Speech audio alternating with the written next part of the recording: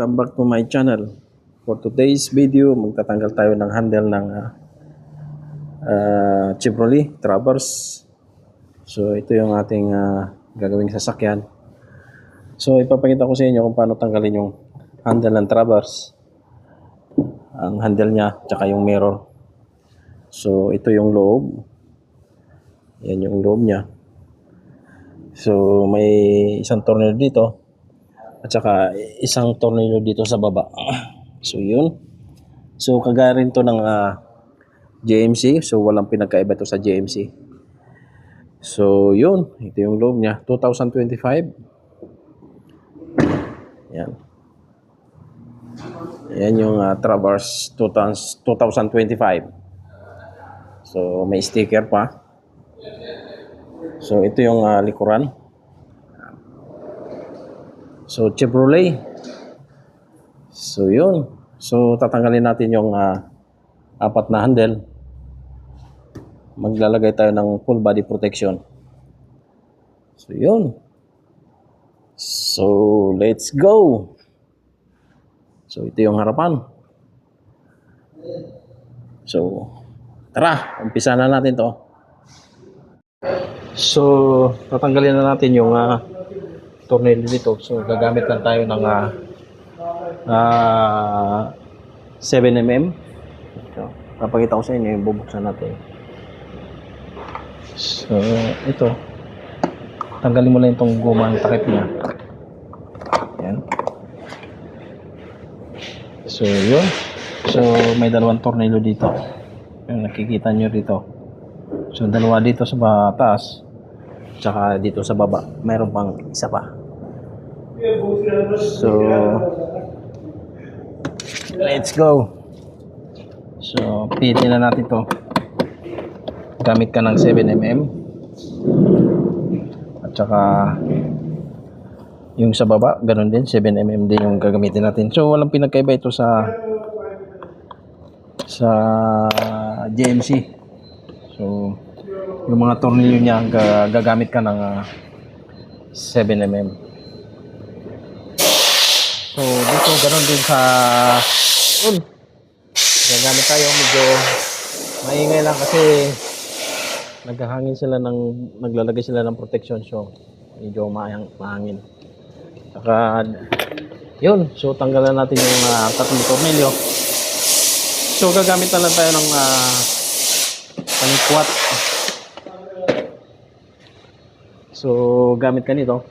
Ayan, yung panikwat nya. Squatin mo lang to sa gilid kasi may katigasan ng nito, ng clips. So gamit ka ng panikwat. So yun, dito ganon dito. Yan yung ayan. So yun. So hilahin na lang natin tong sidings nya. Angat pataas. Yan. So ito na yung loob. Pakita ko sa inyo yung loob.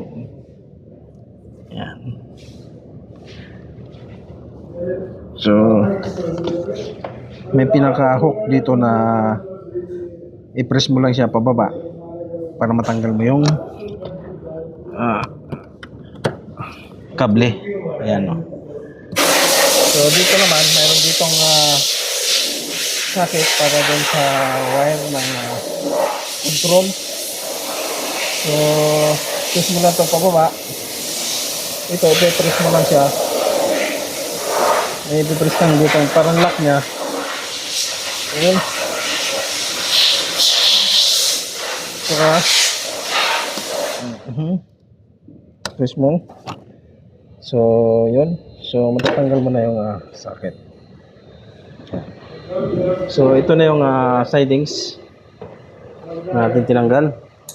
So sunod natin tatanggalin yung tanggalin yung cover niya rito sa handle. Gagamit tayo dito. Saka ito, bubuksan na natin tong cover niya. So nakakapit lang ng gum to. Malupit yung ano nito, yung gum niya. Yan, buksan mo lang yan. Makikita mo na yung wire doon sa loob. Yan.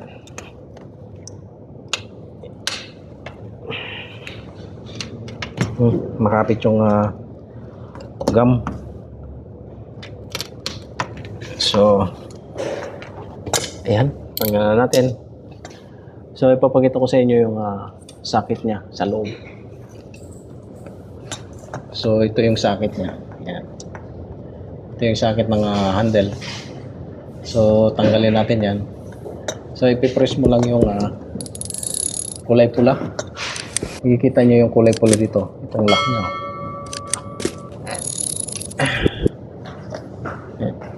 Yan. So, naka-release na siya. So, pwede mo nang mahugot yung wire natin. So, let's go.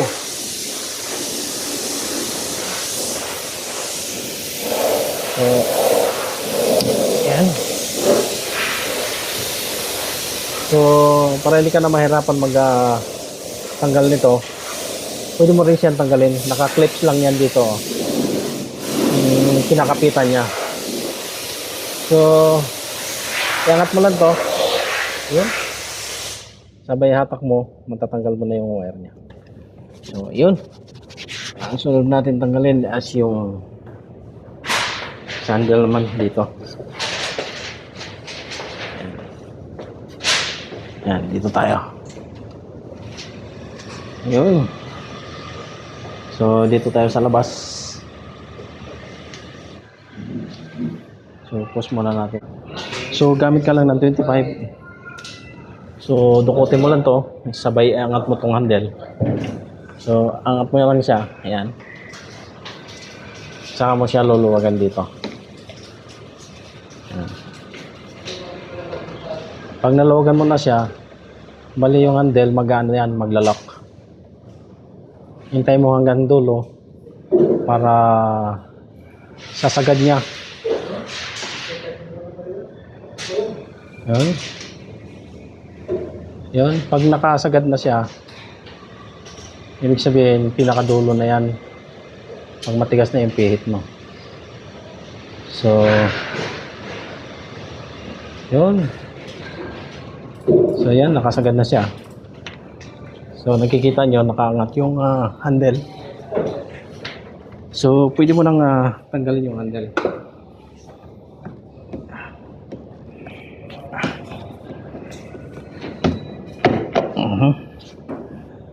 So, yun. Ito na yung handle niya. Tanggalan natin. Yan. So, ganun din ang pagbalik niyan. Ilagay mo lang din. Suksok mo lang. Yun. Yan. Suksok mo siya. Pag nasuksok mo na siya, saka mo higpitan yung tornilyo rito.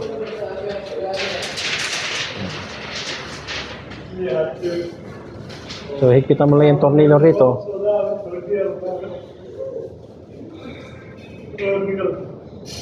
Ayan. Hanggang sa dulo. Pag sagad na siya, nakalock na yan. So, yun.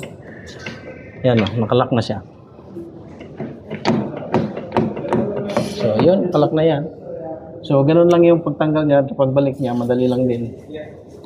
So, ingat lang para another tips lang para alam nyo kung paano itanggal. So, ngayon tatanggalin natin uli kasi maglalagay tayo ng full body protection. So, angatang natin uli, luwagan natin. Ayan. Luwag. Pwede mo naman yung hindi mo siya hilahin pag tinatanggal mo siya. Pwede ring hilahin mo. Yun. Hanggang sa dulo. Ayan. Pag dulo na siya, maglalak naman ng kusa yan. So, yan o. Kita nyo, maluwag. So, ang tendency niyan, itulak mo lang siya papasok uli para matanggal mo yung handle. Yun. Sabay hatak palabas.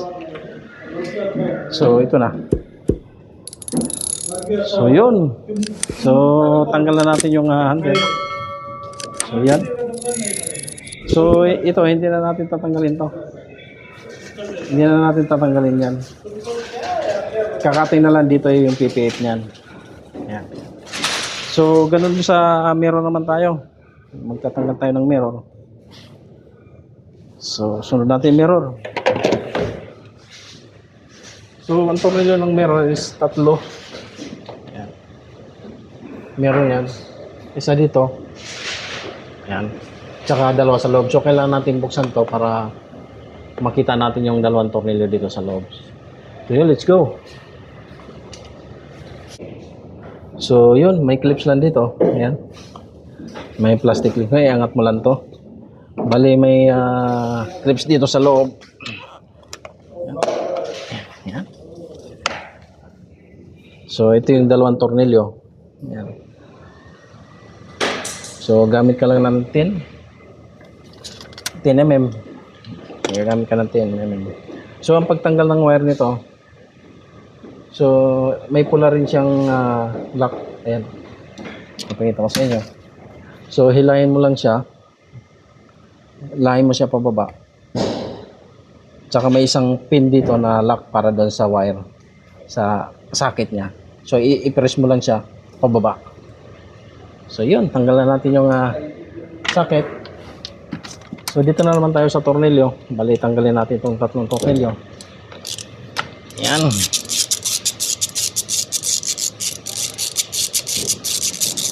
Yan. Bali, 3 tornilyo yan. At saka isa doon sa gilid. Sa may kanto. Yan. So, tanggalan natin yung 2. So, may isang tornilyo dito. So, bali, hawakan mo lang yung mirror para hindi malaglag. So, bali, 3 tornilyo lang ang tatanggalin natin dito. So, ito nga pala ay Chevrolet na 2025 model. So, tanggalin natin ang mirror. So, ito na yung mirror niya. Tanggalan natin. So, yun. Susunod natin tatanggalin yung sa likod naman. Mas madali tanggalin yung sa likod. Kasi wala na siyang side mirror. So, madali na lang yun.